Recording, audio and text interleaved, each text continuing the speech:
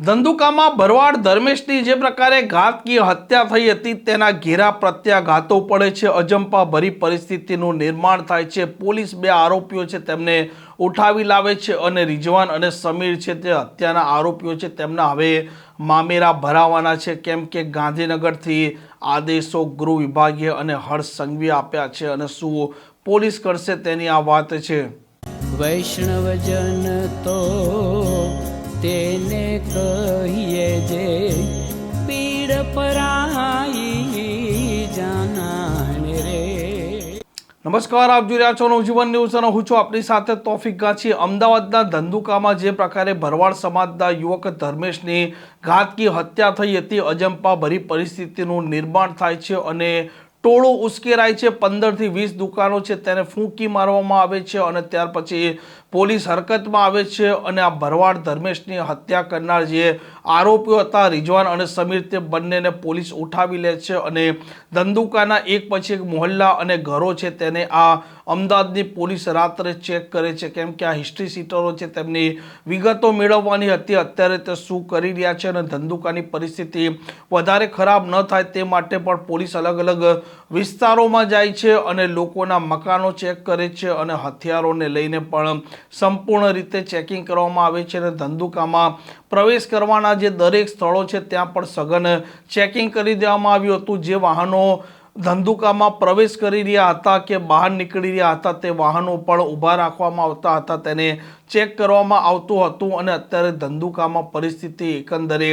શાંતિમય છે। જો કે જે બે આરોપીઓ છે રિઝવાન અને સમીર, તેમની પોલીસે અટકાયત કરી દીધી છે અને આ મામલે હવે વહીવટી તંત્ર પણ સક્રિય બન્યું છે, કેમ કે જ્યારે ગુનેગારો ગુનો આચરે છે ત્યાર પછી જો તેમણે સરકારી જે જમીન પર ગેરકાયદે દબાણ કર્યું હોય તો પછી બુલડોઝર થકી વહીવટી તંત્ર છે આ દબાણ દૂર કરે છે અને ગાંધીનગરથી પણ મુખ્યમંત્રી અને નાયબ મુખ્યમંત્રી જેમના પાસે ગૃહ વિભાગ છે તે હર્ષ સંઘવીએ પણ આદેશ આપી દીધા છે કે આ બંને આરોપીઓ જો કોઈ પણ પ્રકારનું ગેરકાયદે બાંધકામ કર્યું હોય તો વહીવટી તંત્રના અલગ અલગ વિભાગો છે તેમનું સંકલન સાધવામાં આવે અને તેમનું ગેરકાયદે દબાણ તોડી પાડવામાં આવે અને પોલીસ પણ હવે આ મામલે અલગ અલગ વિભાગો સાથે સંકલન કરી રહી છે અને આરોપી છે જે ભરવાડ ધર્મેશના હત્યારા છે તે રિઝવાન અને આ સમીર છે તેમના જો ગેરકાયદે દબાણ હોય તો તેની વિગતો અત્યારે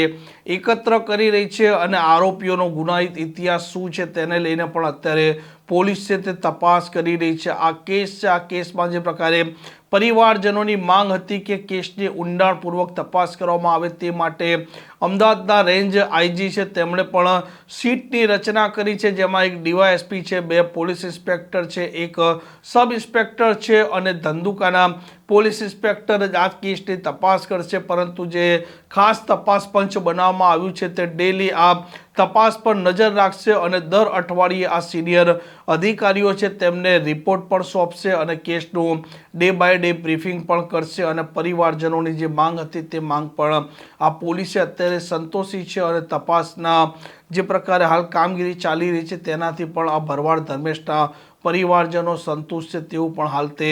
જણાવી રહ્યા છે અને આરોપીઓ છે તેમના ગેરકાયદે બાંધકામો છે તેની વિગતો પણ હવે વહીવટી તંત્રએ એકઠી કરવાની ચાલુ કરી છે અને જો તેમના ગેરકાયદે બાંધકામ હશે તો તે બુલડોઝર થકી ધ્વસ્ત થશે। આ પ્રકારના સમાચાર માટે નવજીવન ન્યૂઝની આ ચેનલ સાથે જોડાયેલા રહો। નમસ્કાર।